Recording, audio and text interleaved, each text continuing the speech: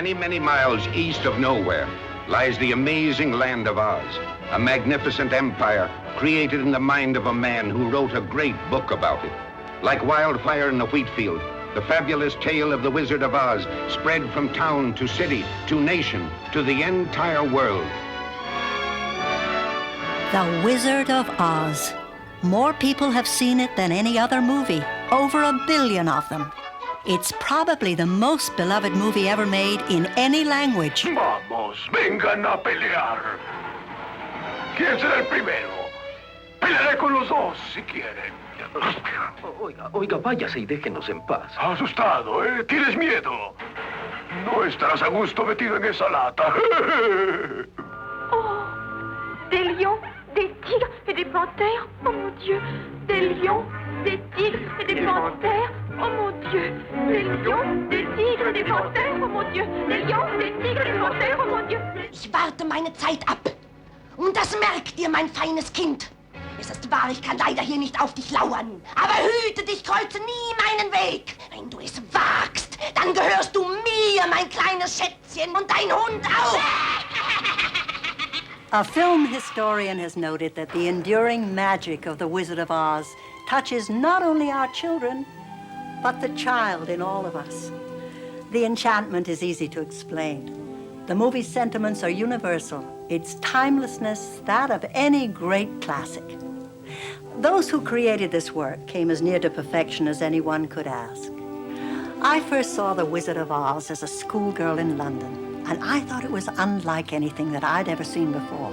It was so innovative and such great fun. Later, when I began to watch it on television with my children and then my grandchildren, with each viewing, I realized that indeed this is a very special motion picture. A movie filled with values that we all cherish. A movie for all of us, for all time. This is part of a missing number from The Wizard of Oz. Why it is missing will be explained as we share the reminiscences of many who were part of the fascinating history of Oz. Backstage, there was confusion, chaos, and often danger. Now, for the first time, you're going to learn this remarkable story told by those who participated in the making of a movie classic. They didn't want to do that, believe me, to spend that much money, because there was a lot of money in those days, $2.6 million, a lot of money. They almost fired me for spending so much money. We finally took some of the makeup off. They took some of the makeup off, and we went to the commissary. And it was such a frightening thing to see for other people, because what we looked like were people from another world, with those weird kind of faces that we had, and they just kicked us out of the commissary and made us eat in the dressing room. People question me like you're questioning me now, and say it must have been fun making that picture. It was not fun like hell. It was fun. It was a lot of hard work. It was not fun at all. There's nothing funny about it.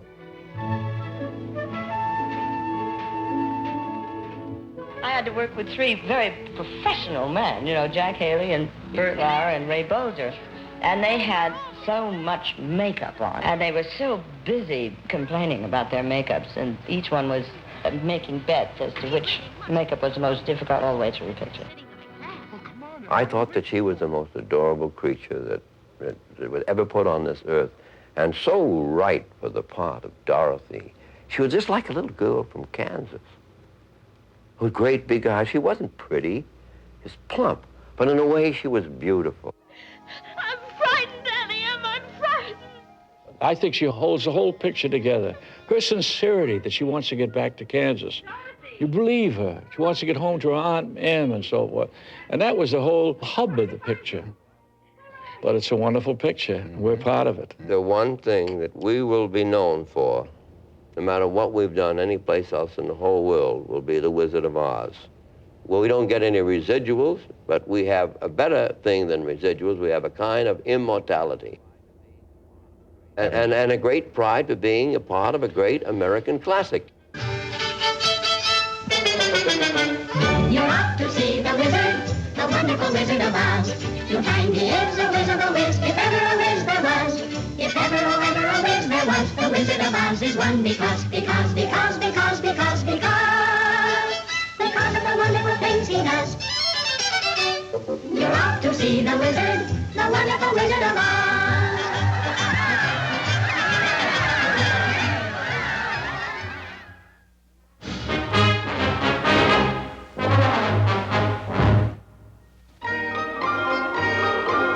In the summer of 1989, there is an extraordinary outpouring of affection as all across America fans celebrate the 50th birthday of the Wizard of Oz.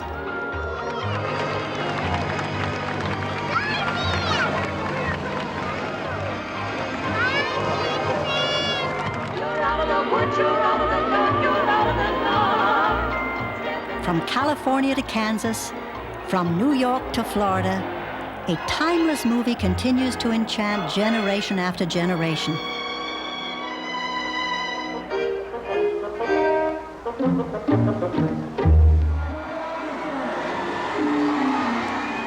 On a drizzly Sunday morning in August, Midtown Manhattan comes to a halt as the most spectacular Oz event of the year takes place. This happening will find its way into the Guinness Book of World Records, with nearly 5,000 excited participants tap dancing down 34th Street. After weeks of rehearsal, the youngsters give it their all, knowing they'll be seen on TV, even if it's just for a fleeting moment.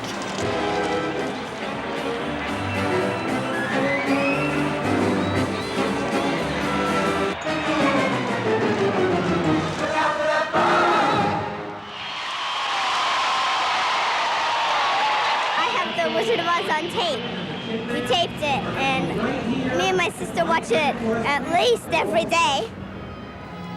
We've all heard about the several pairs of ruby slippers worn by Judy Garland and how much they've been auctioned for. Anywhere from $15,000 to $165,000. Well, you can forget about those. These ruby slippers, created by the house of Harry Winston for the Oz anniversary, are valued at $3 million because they are made of real rubies. How the Wizard of Oz became a national heritage is a really fascinating story. It all began in 1900 when L. Frank Baum published his classic children's book, The Wonderful Wizard of Oz. Nearly 40 years later, the man indirectly responsible for bringing Oz to the screen was none other than Walt Disney.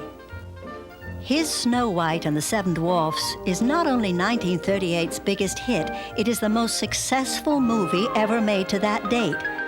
This fact does not go unnoticed by other movie moguls, especially Louis B. Mayer, the highest paid executive in America. He reigns supreme at Metro-Goldwyn-Mayer, a studio that boasts it has more stars than there are in the heavens.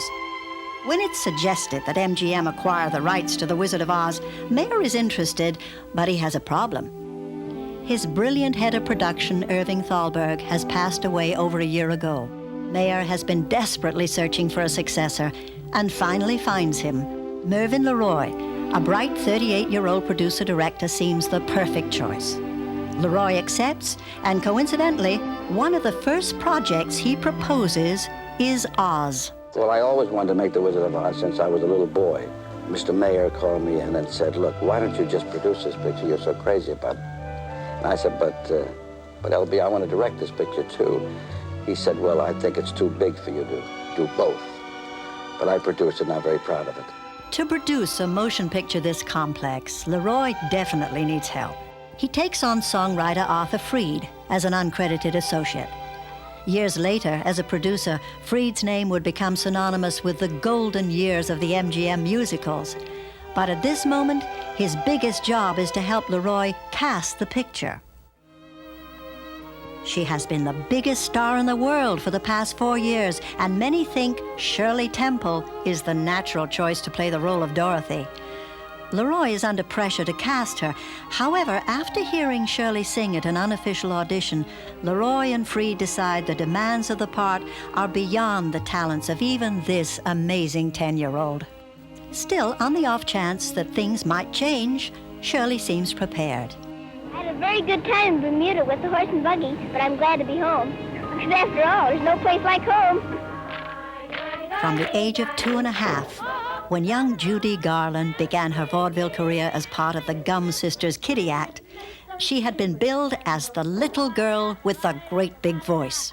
In my singing school, I am one of many. By the time she is 15 years old, her name has been changed from Frances Gumm to Judy Garland. And she has been under contract to MGM for almost 3 years. She can sing and dance, she can play drama or comedy.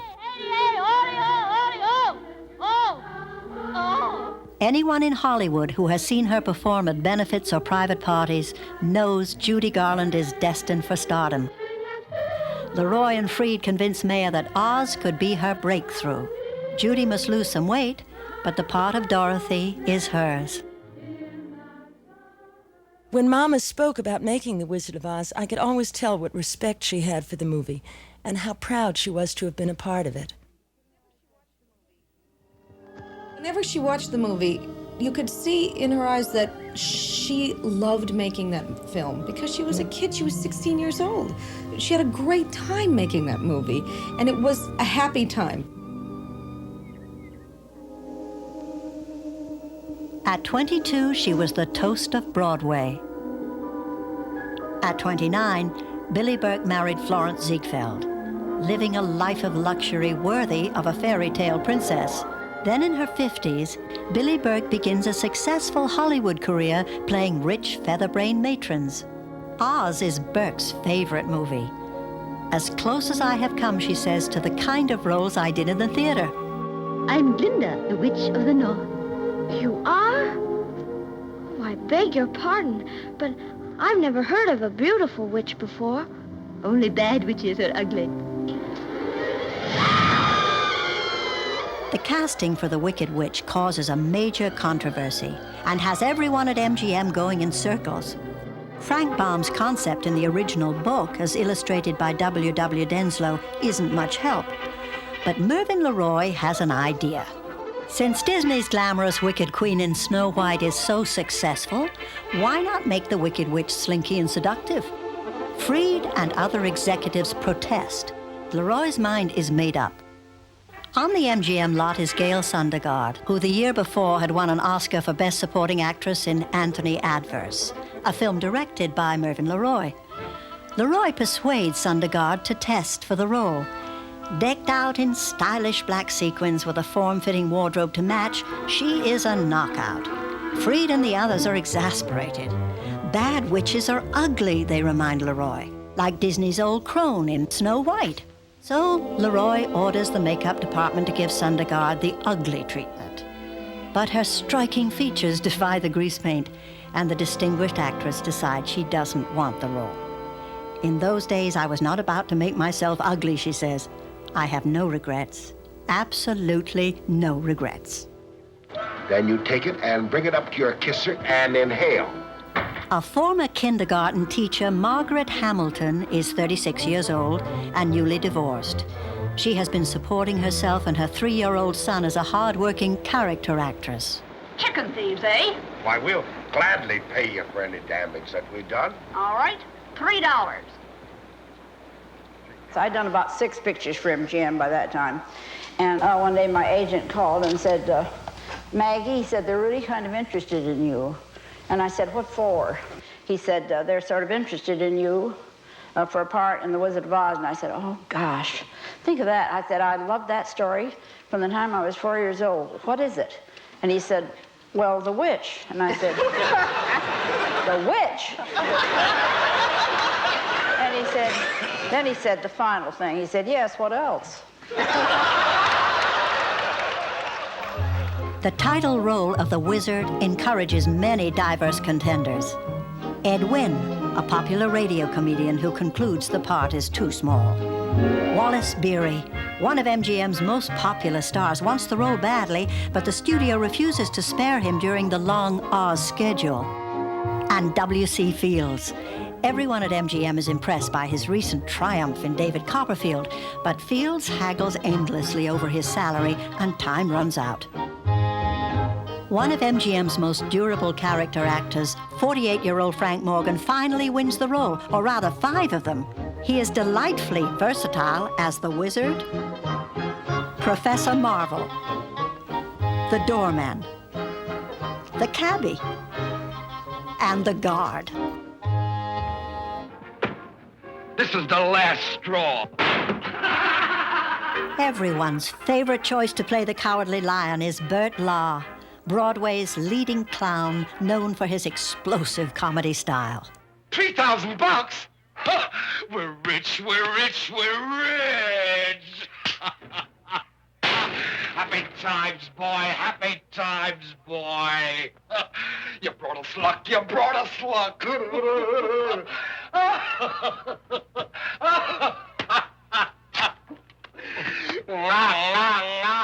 Take him away, take him away! He was a very raucous, loud, energetic, low comic. And really, the only way he could make it in Hollywood, given that energy, was as an animal. Because as a real person, blown up 8 times larger than life, that energy was kind of oppressive to the paying customer. But as an animal, it was perfectly acceptable. Shame on you. What did you do that for? I didn't buy them. No, but you tried to. He had been a bank clerk, a vacuum cleaner salesman, and an accountant. Not the usual background for an acclaimed Broadway star. Now under contract to MGM, Ray Bolger is thrilled to learn he will be in Oz, until he finds out that he is to play the Tin Man. I was angry. I was really upset. I loved the thought of being the Scarecrow. And I could not imagine anybody else playing the part. And I could do all the kinds of steps that I wanted to do. And there was something else. I don't know, I had a feeling if I could play this part, it would make a star out of me. And then my wife and I went up to Mr. Mayer's office, and we fought and fought and fought, and I finally won out.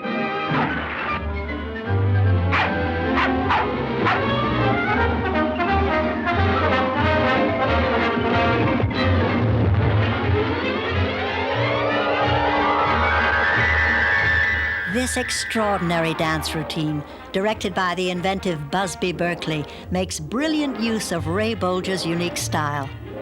Unfortunately, at the last moment, fearing the picture is running too long, the studio decides to cut the number.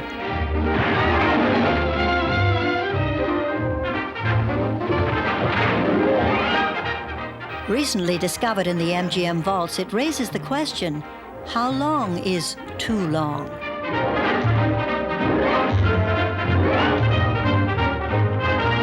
Gosh, it would be awful pleasing to reason out the reason for things I can't explain. Then perhaps I'll deserve you and be even worthy of you if I only had a brain.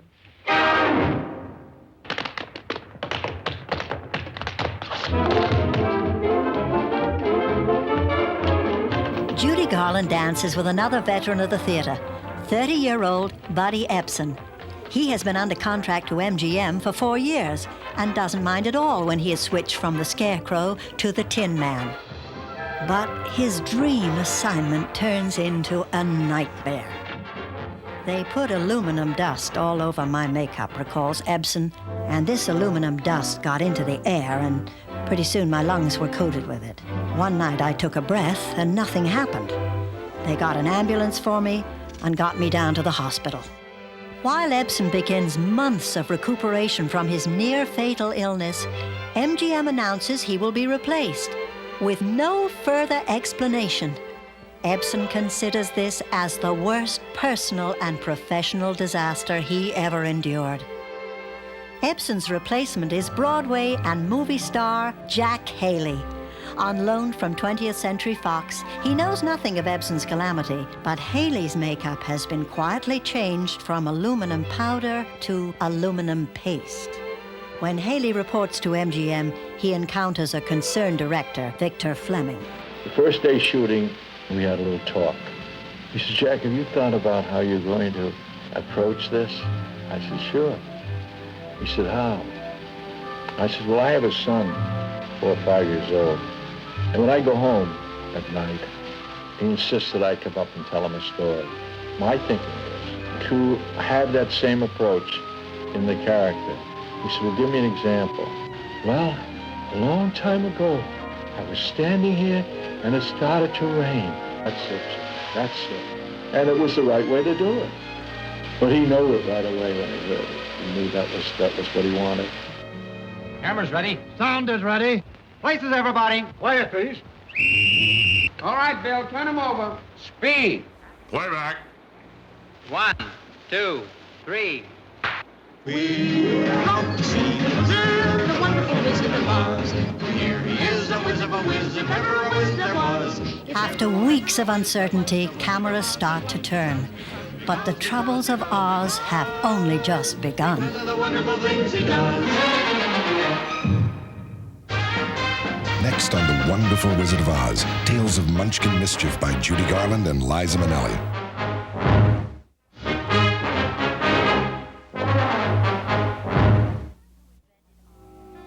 The man who invented Oz, with all its colorful characters, has a life story almost as improbable as his creations. In 1856, Lyman Frank Baum is born to a wealthy family in upstate New York. But once on his own, success seems to elude him. He fails as a store manager, reporter, and traveling salesman. In 1898, his mother-in-law inspires him to write a children's story based on the fantastic tales he constantly invents to entertain his 4 sons and their friends. But first, Baum needs a title. One day, he was sitting at his desk and looking at his filing cabinet, and the first drawer was A to N, and the second drawer was O to Z, which would be Oz. But that would be an excellent title for the imaginary land. Oz becomes a publishing sensation with the first 14 volumes written by Baum. The successful author moves to Hollywood, where he writes, produces, and directs several Oz silent films, but typically his company loses money. Baum remains in Hollywood, turning out a new Oz book every year. His favorite pastime is puttering in his garden under the warm California sun. When L. Frank Baum dies in 1919 at the age of 62, a critic writes, "The children of the world have lost their dearest friend." This is a first edition of L. Frank Baum's original Oz Adventure. It's over 90 years old now, but the story's as fresh, lively, and imaginative as the day it was written. By 1938, over 10 million Oz books had been sold, captivating 4 generations of children. At MGM, the question was how to bring this classic to the screen without destroying its magical qualities. Well, it finally required the combined efforts of 14 writers and 5 directors to capture Baum's vision on film. The screenplay is credited to 3 writers, Florence Ryerson, Edgar Allan Wolfe, and a young man who deserves most of the praise. 26-year-old Noel Langley contributes key elements to the script. He changes Dorothy's shoes from silver to ruby. He establishes the fantasy characters as hired hands on the Kansas farm, and he inspires Dorothy to realize there's no place like home. 2 young men from Broadway are assigned to write the songs for Oz. Harold Arlen will compose the music. E.Y. Yip Harburg will create the lyrics and make important contributions to the script and casting of the film. Harold Arlen recalls the birth of the most popular song from their score. We had finished most of the songs, or all of the songs, but the one for Judy in Kansas. And I knew what I wanted, but when it doesn't come, it becomes one of those things that bugs you. And most of us don't like to be bugged. I said to myself, let's go to Grandma's Chinese. And I said, you drive the car. I don't feel too well right now. I wasn't thinking of work. And as we drove by Schwab's drugstore, I said, pull over. And we stopped. And I took out my little piece of manuscript and put down what you know now is Over the Rainbow. Of course, it needed Mr. Harburg's lyric. An arid, colorless place, almost No flower is there because it's so dry. The only thing in her life that was colorful at that point was, I thought, the rainbow. It was the only thing of color that she had ever seen. So I said, I must have a song with rainbow in it.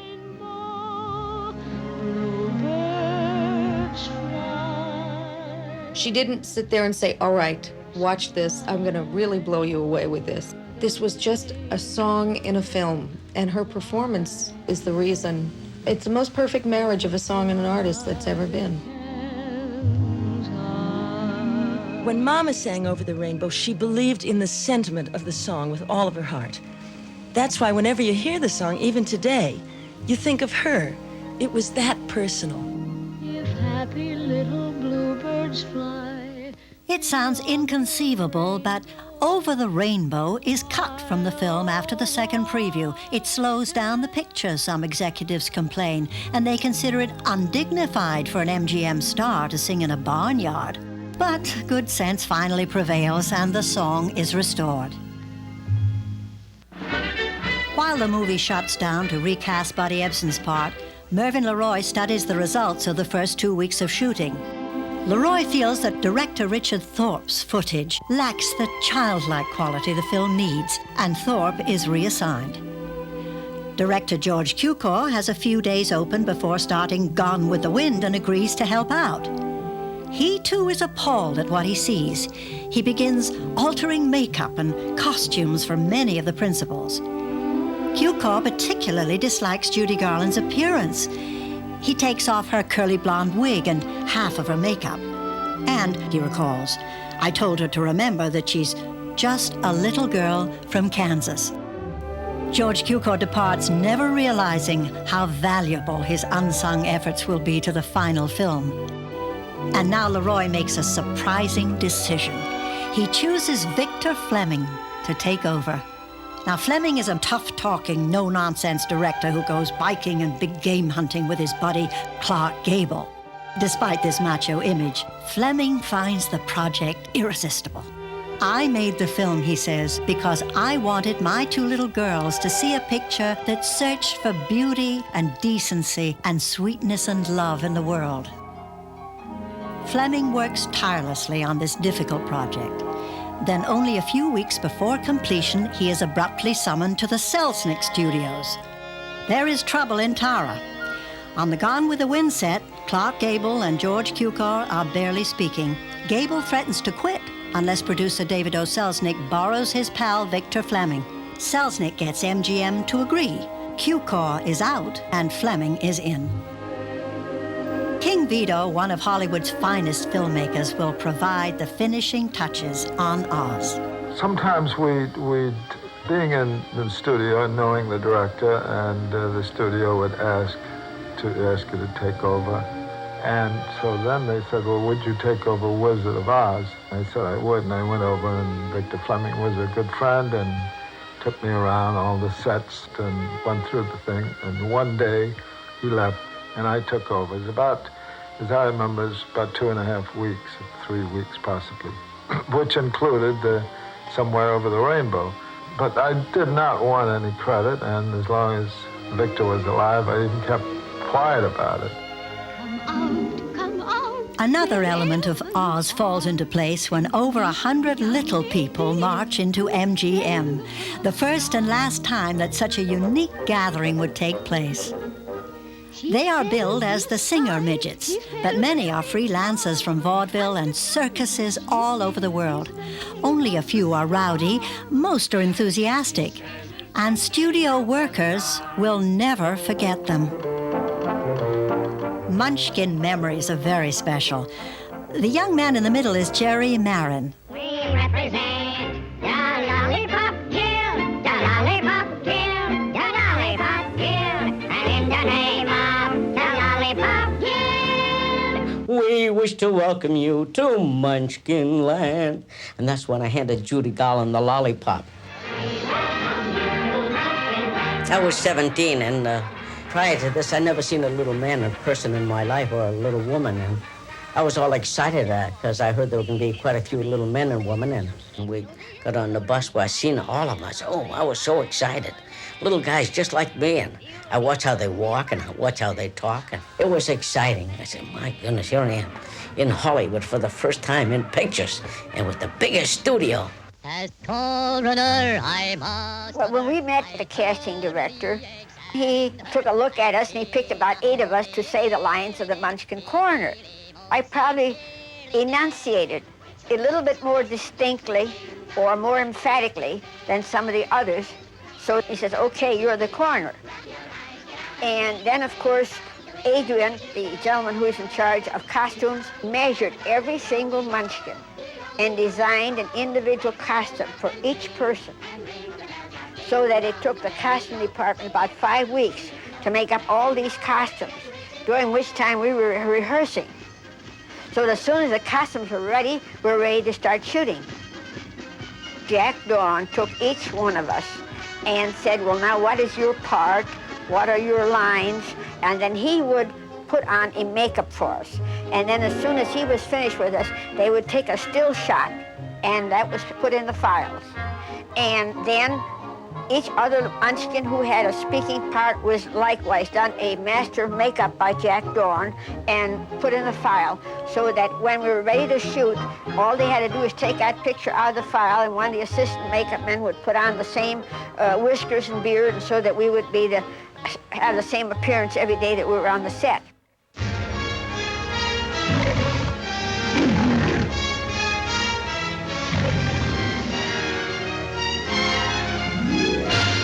He's known as Leo the Lion's best friend. A. Arnold Gillespie, everyone calls him Buddy, is Hollywood's dean of special effects. And Oz presents him with his greatest challenge. Buddy Gillespie must create a dazzling array of special effects, many of them never before attempted. A floating farmhouse and a floating head. A melting witch and flying monkeys. Fireballs, talking trees, and a terrifying tornado. Ever wonder how this special effect was accomplished? Gillespie drops a miniature farmhouse from the top of a soundstage. He shoots it in slow motion and later will reverse the film so the farmhouse appears to be falling into the camera.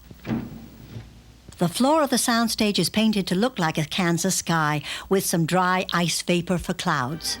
The most astonishing illusions often have the simplest explanations. Buddy Gillespie reveals his solution to a spectacular effect no one has ever tackled before. The Wizard of Oz, of course, presented a lot of very, very interesting problems, and the tornado was one of the toughest, naturally, that we had faced. We didn't quite know what to do. But anyway, the tornado was finally resolved by building a funnel type of thing out of muslin, and we put the top part of the thing on a gantry that moved the full length of the stage. And the lower part of the tornado was went into a slope in the floor with an S sort of a path, and it progressed towards the camera with a dustpan with Fuller's Earth, which gave the cloud of dust at the bottom, and the tornado was about 30 some odd feet in length.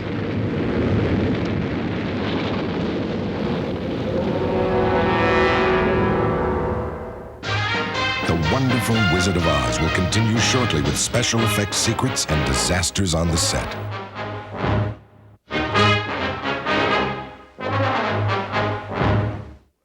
From one standpoint of the work was that the hours were long and the time off from work was short. During this period, we had to have our dinner, sleep, and get back up again at 5 o'clock in the morning. We hardly ever arrived home earlier than 7:30 or 8. So you see what a short time we had. There's no recreation, none whatsoever. Judy, of course, being a girl, but she had to have her hair done every morning. She had to have it exactly the same way it was the day before. Composer Harold Arlen's home movies provide the only backstage glimpse of the stars of Oz, all of whom managed to keep their spirits up despite long hours, intense heat, and uncomfortable wardrobe and makeup. A lot of people ask me about the costumes. I had a rubber mask. The only unfortunate thing about it was that it sort of closed the pores in my face, And when the lights got real hot and they ate up all the oxygen, I couldn't breathe. But worst of all was Burt Lahr. His costume was 90 pounds. What a perfectly ridiculous kind of costume to put on a fellow like Burt Lahr, because Burt Lahr was a nervous type. Burt Lahr, he was always undoing the buttons. He always had gas on his stomach. He couldn't eat anything. And in his costume, it was literally true. He couldn't eat anything.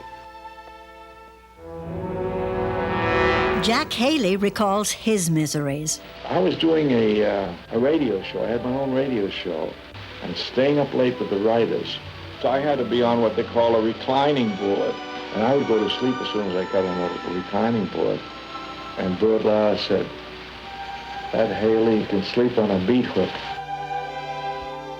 In a film that is breaking new ground, there are all sorts of unexpected accidents and injuries.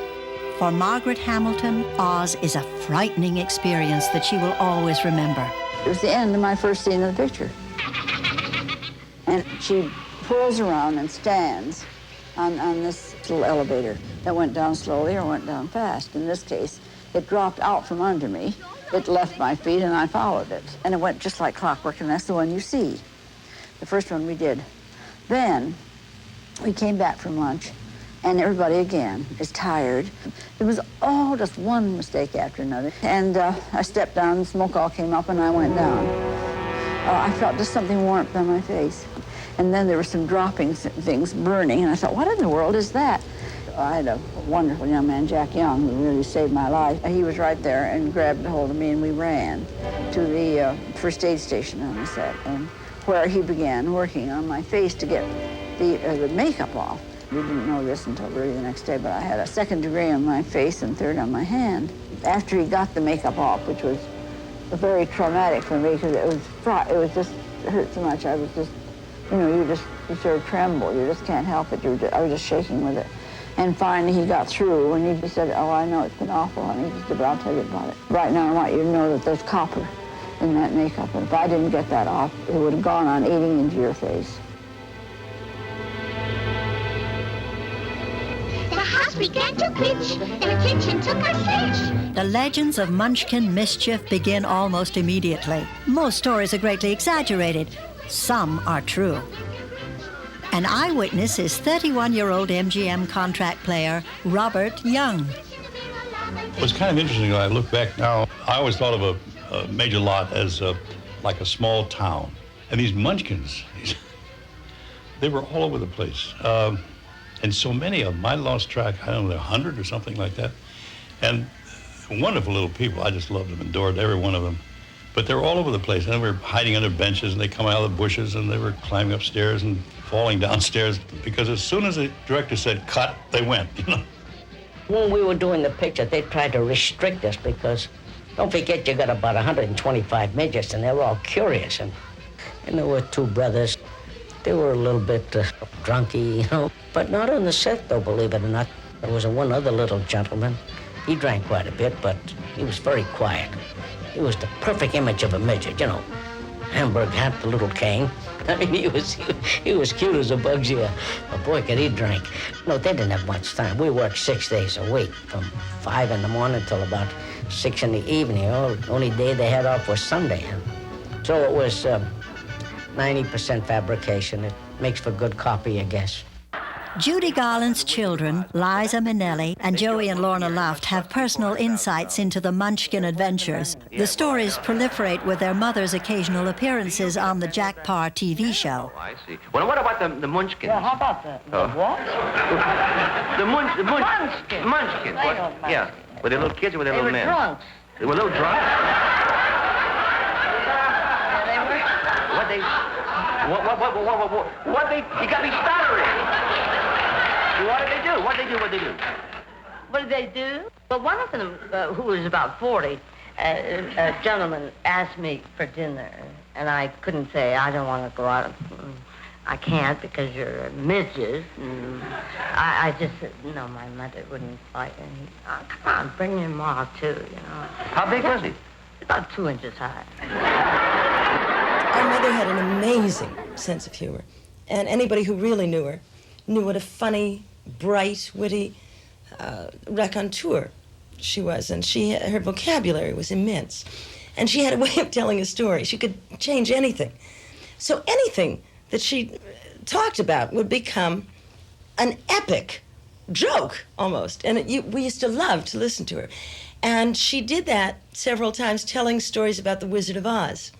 And they have since passed into myth. I mean, people believe a lot of the things that she has told, which in fact, we know are not true. Whenever we do that little dance up the yellow brick road. Yeah, I remember that. I was supposed to be with them. Yeah. You know. They'd crowd you out. They'd shut me out. They'd close in the three of them, and I would be in back of them dancing. I wasn't good enough, to say, wait a minute. And so the director, Victor Fleming, was a darling man. He was always up on a boom. Would say, hold it, you three dirty hams! Let that little girl in there. Another tall tale by Judy Garland.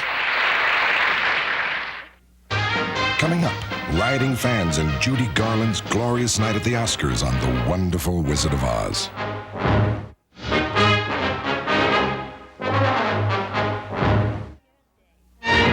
New Year's Day, 1939.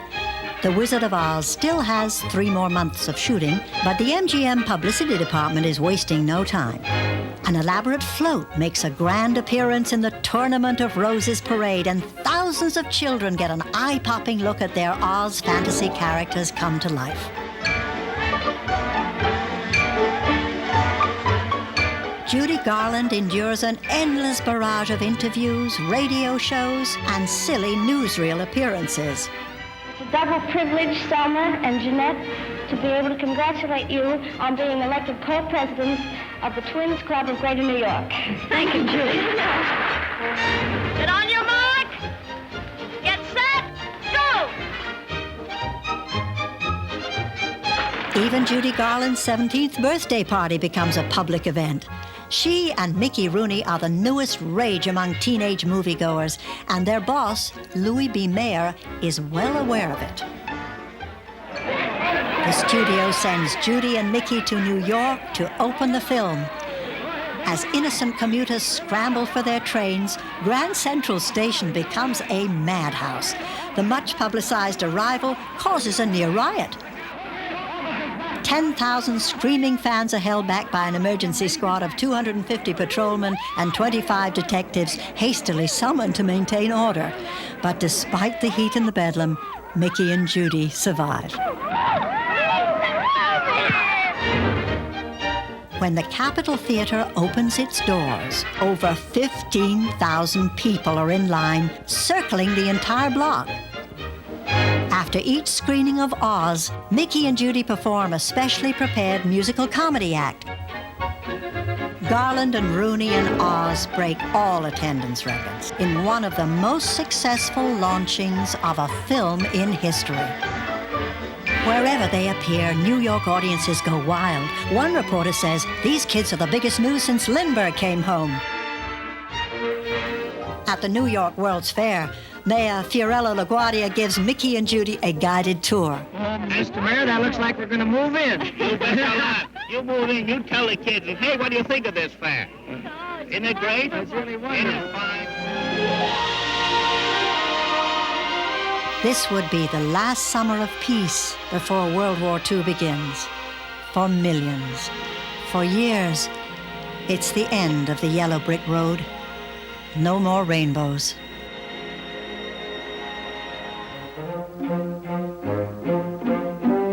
In 1939, 85 million Americans go to the movies at least once a week. Now that's an incredible 65% of the population. But what a selection they have. Most movie critics and film historians agree that in 1939, Hollywood produced more classic films than it did in any other year. Oz must compete for its audience against movies like these.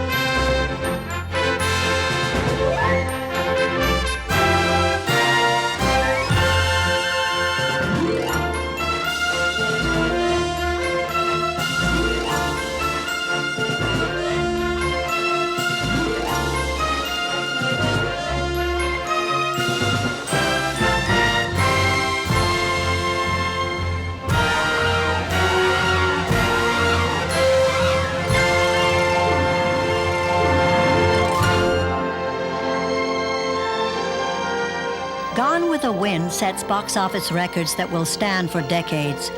But The Wizard of Oz, MGM's costliest film to date, loses money in its first release. Yet there's still a chance for glory. Oscar night, February 29th, 1940. This evening, the rivalry is especially strong.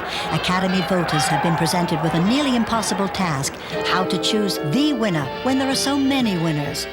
Oz has garnered an unexpected 5 nominations, including Best Picture. But Gone with the Wind, boasting a total of 13 nominations, is the odds-on favorite.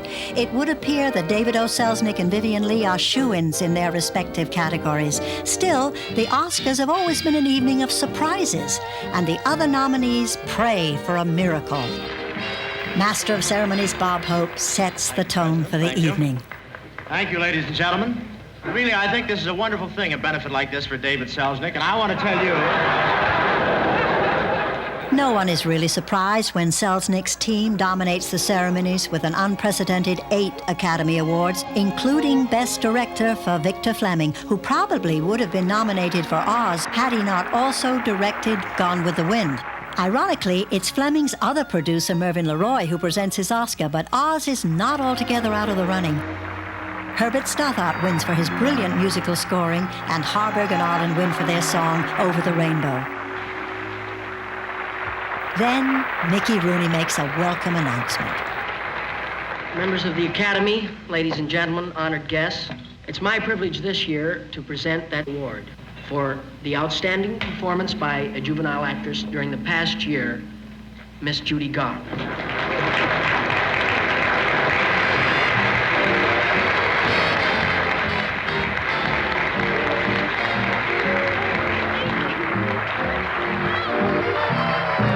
As the evening winds down, the most requested song is Over the Rainbow, reminding both winners and losers that there are new dreams they can dare to dream. But not a soul in this room can possibly conceive what the future holds for the Wizard of Oz. Toto, I have a feeling we're not in Kansas anymore. After its initial release, Oz would appear occasionally through several reissues and kiddie matinees. And then in 1956, along came television. For the first 2 decades, most viewers could only see it in black and white, which didn't stop the millions who had never seen it before from falling under its spell. You know, it's interesting how you can watch a bad movie, and once is enough. In the case of The Wizard of Oz, 100 times may not be enough. Someday I'll wish upon a star and wake up where the clouds are far behind me. For the next 30 years, Judy Garland makes successful appearances all over the world, and memories of the Wizard of Oz are never far away. No performance would be complete without Garland singing Over the Rainbow. In a letter to Harold Arlen, Judy writes, "Over the Rainbow has become part of my life. It's so symbolic of everybody's dreams and wishes that I'm sure that's why some people get tears in their eyes when they hear it. I've sung it thousands of times, and it's still the song that's closest to my heart." I think it's endured because of people's dreams and because of the possibilities and because that there may be some place over the rainbow, that everybody wants to find something better, and even if it's more colorful or more outrageous or scarier and everything, you end up wanting to go home. And then, you know, that's the best place you can be. After all of the things that you learn, no matter how beautiful everything else is, home is what matters.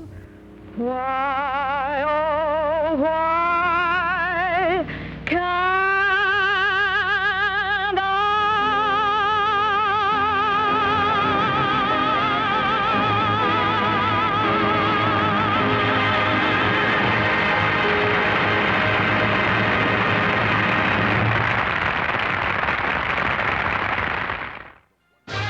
In a moment, The Wonderful Wizard of Oz returns with Angela Lansbury.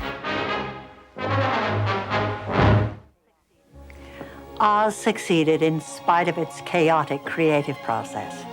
The fate somehow uniting those who cared about the project those who were more than capable at their jobs, those who were genuinely proud of their work. The film that we enjoy so much is the happy result of their collaborative efforts. So let's all say thank you to them and keep these marvelous talents in mind the next time you and I watch the wonderful Wizard of Oz. Let's get out of here. Look, Emerald City is closer and prettier than ever. You're out of the woods, you're out of the dark, you're out of the night. Step into the sun, step into the light. Keep straight ahead for the most glorious place on the face of the earth or the sky. Step into the sun, step into the light, march up to the gate and build it.